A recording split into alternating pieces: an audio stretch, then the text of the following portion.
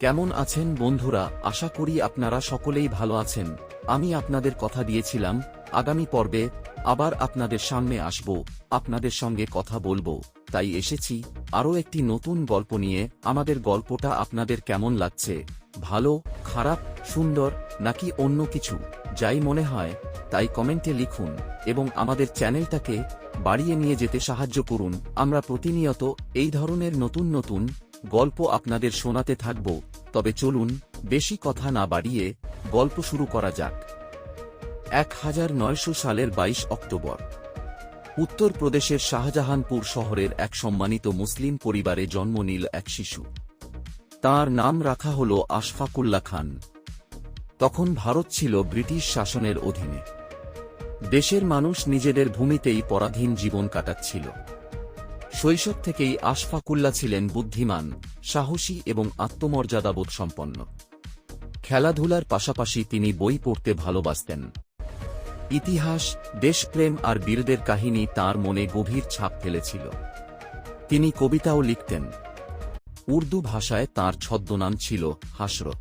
তাঁর বাবা মা চেয়েছিলেন ছেলে বড় হয়ে ভালো চাকরি করবে এবং শান্তিপূর্ণ জীবন কাটাবে। কিন্তু ছোটবেলা থেকেই আশফাকুল্লাহর মনে একটাই প্রশ্ন ঘুরপাক খেত, নিজের দেশ যখন পরাধীন তখন ব্যক্তিগত সুখের কি মূল্য?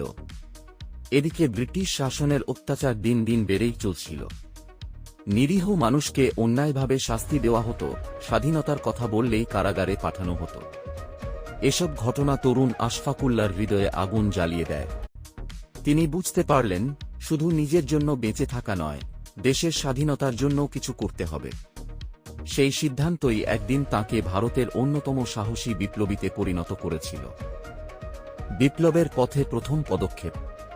কিশোর বয়স পেরিয়ে তরুণ আশফাকুল্লাহ খান বুঝতে পারলেন শুধু বক্তৃতা বা প্রতিবাদ দিয়ে ব্রিটিশ শাসনের অবসান ঘটানো কঠিন।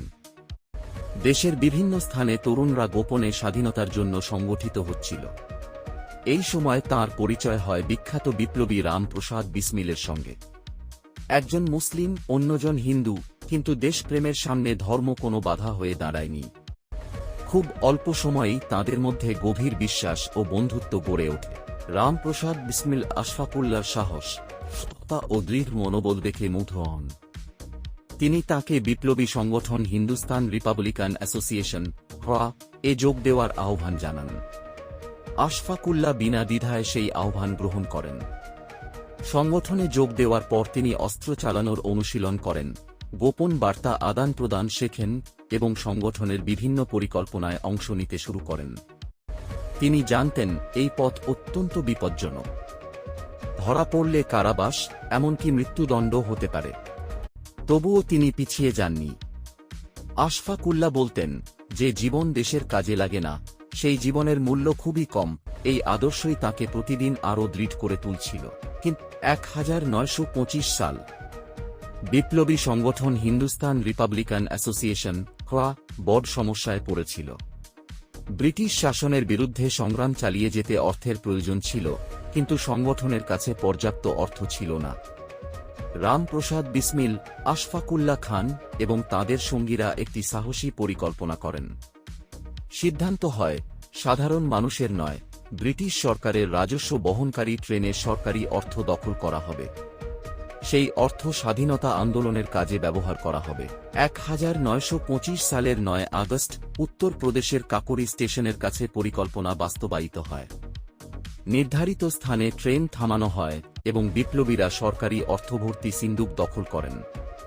অভিযানের উদ্দেশ্য ছিল ব্রিটিশ সরকারের বিরুদ্ধে সংগ্রামের জন্য অর্থ সংগ্রহ করা, ব্যক্তিগত লাভ নয়। অভিযান সফল হলেও ব্রিটিশ সরকার প্রচণ্ড ক্ষুব্ধ হয়ে ওঠে। সারা দেশে ব্যাপক ধরপাকড় শুরু হয়। একে একে বহু বিপ্লবী গ্রেপ্তার হন। কিন্তু আশফাকুল্লাহ খান পুলিশের হাত এড়িয়ে আত্মগোপনে চলে যান। তিনি জানতেন সামনে পথ আরও কঠিন। তবুও তাঁর বিশ্বাস ছিল দেশের স্বাধীনতার জন্য এই ত্যাগ একদিন সফল হবেই। কিন্তু তিনি জানতেন না সামনে অপেক্ষা করছে এক গভীর বিশ্বাসঘাতকতা, যা তাঁর জীবনকে চিরদিনের জন্য বদলে দেবে। শিকার। কাকোরি ট্রেন অভিযানের পর ব্রিটিশ সরকার সারা দেশে বিপ্লবীদের খোঁজে ব্যাপক অভিযান চালায়। অনেকেই গ্রেপ্তার হন, কিন্তু আশফাকুল্লাহ খান দীর্ঘদিন পুলিশের চোখ এড়িয়ে আত্মগোপনে থাকতে সক্ষম হন। তিনি স্থান পরিবর্তন করে গোপনে জীবনযাপন করছিলেন। এ সময় তাঁর ইচ্ছা ছিল বিদেশে গিয়ে প্রকৌশল বিদ্যা শেখা, তারপর সেই জ্ঞান নিয়ে দেশে ফিরে স্বাধীনতা আন্দোলনকে আরও শক্তিশালী করা। কিন্তু ভাগ্য তাঁর জন্য অন্য কিছু লিখে রেখেছিল। দিল্লিতে থাকার সময় তিনি একজন পরিচিত ব্যক্তির ওপর বিশ্বাস করেছিলেন। সেই ব্যক্তি লোভে পড়ে ব্রিটিশ পুলিশের কাছে তাঁর অবস্থানের খবর জানিয়ে দেয়। এক গভীর রাতে পুলিশ চারদিক থেকে বাড়িটি ঘিরে ফেলে। আশফাকুল্লাহ খান সাহসের সঙ্গে পরিস্থিতির মুখোমুখি হন, কিন্তু শেষ পর্যন্ত তিনি গ্রেপ্তার হন। গ্রেপ্তারের পর তাঁকে কঠোর জিজ্ঞাসাবাদ করা হয়। ব্রিটিশ কর্মকর্তারা তাঁকে বারবার প্রস্তাব দেন, যদি তিনি তাঁর বিপ্লবী সঙ্গীদের বিরুদ্ধে সাক্ষ্য দেন তবে তাঁর শাস্তি কমিয়ে দেওয়া হতে পারে।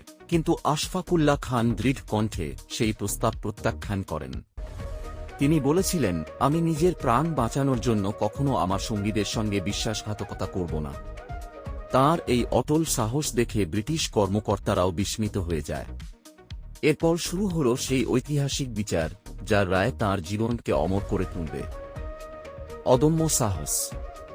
গ্রেপ্তারের পর আশফাকুল্লাহ খানকে কড়া নিরাপত্তায় কারাগারে রাখা হয়।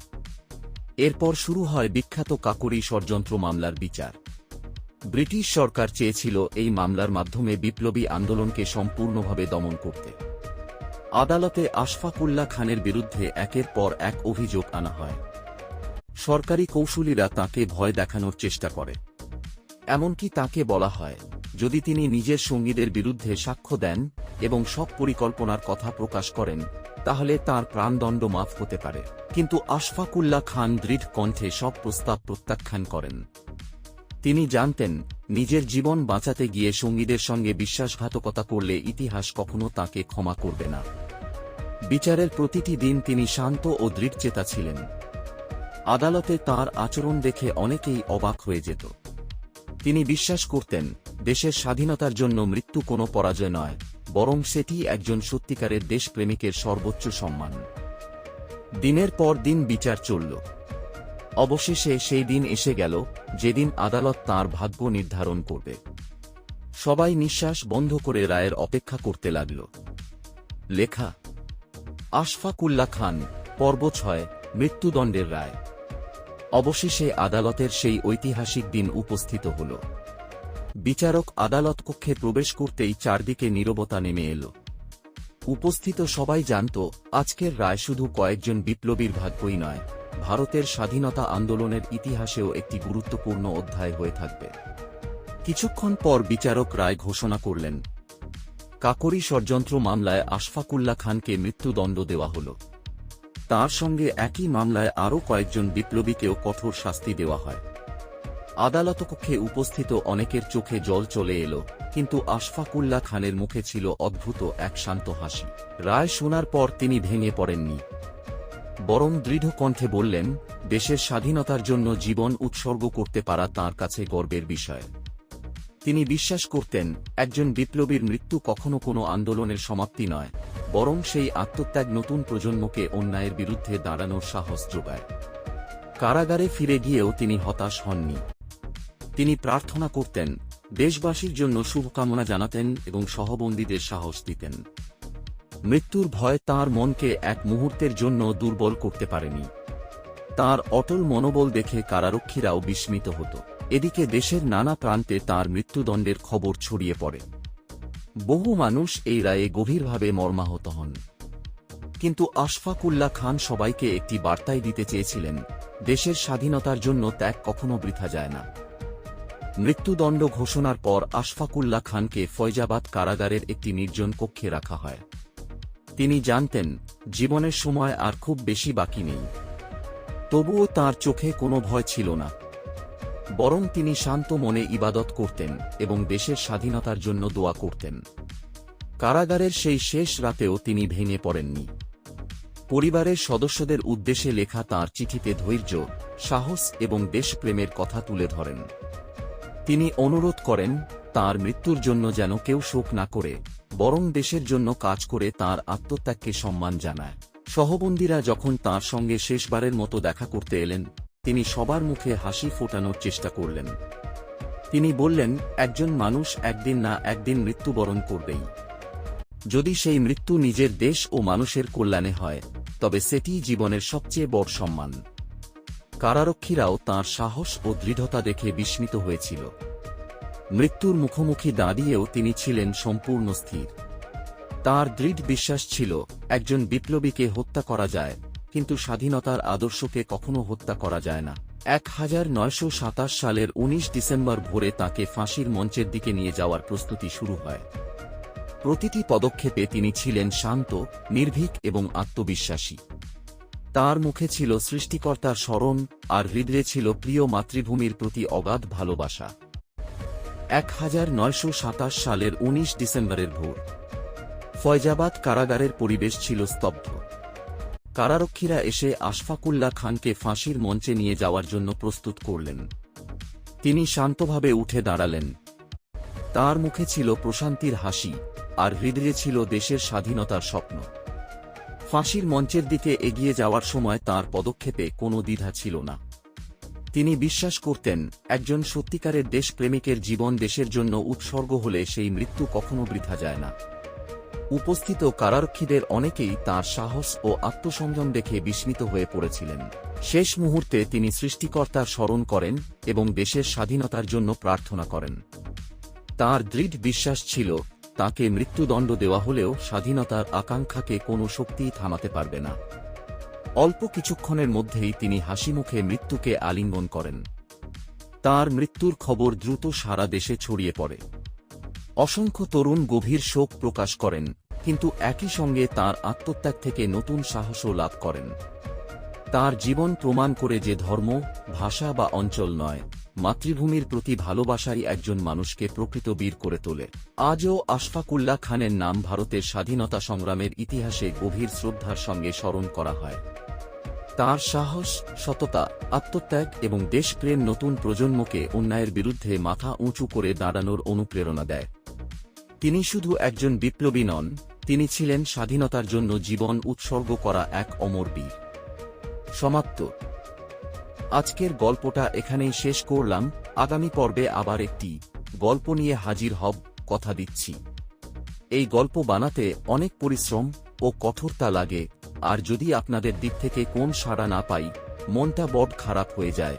তাই তোমাদেরকে বলছি, আপনি যদি চ্যানেলটা নতুন হয়ে থাকেন, তাহলে চ্যানেলটাকে সাবস্ক্রাইবার করবেন। কমেন্টে কেমন লাগলো লিখে জানাবো। আপনাদের যদি এই ধরনের কোন গল্প জানা থাকে, যার কোন ইতিহাস নেই বা আছে, আমাদেরকে লিখে জানান। আমরা সেটা গল্প আকারে আপনাদের উপহার দেব। আমাদেরকে উৎসাহিত দিতে একটি লাইক দিন। তাহলে আজকে বিদায় নিচ্ছি, আবার দেখা হবে আগামী পর্বে। ধন্যবাদ।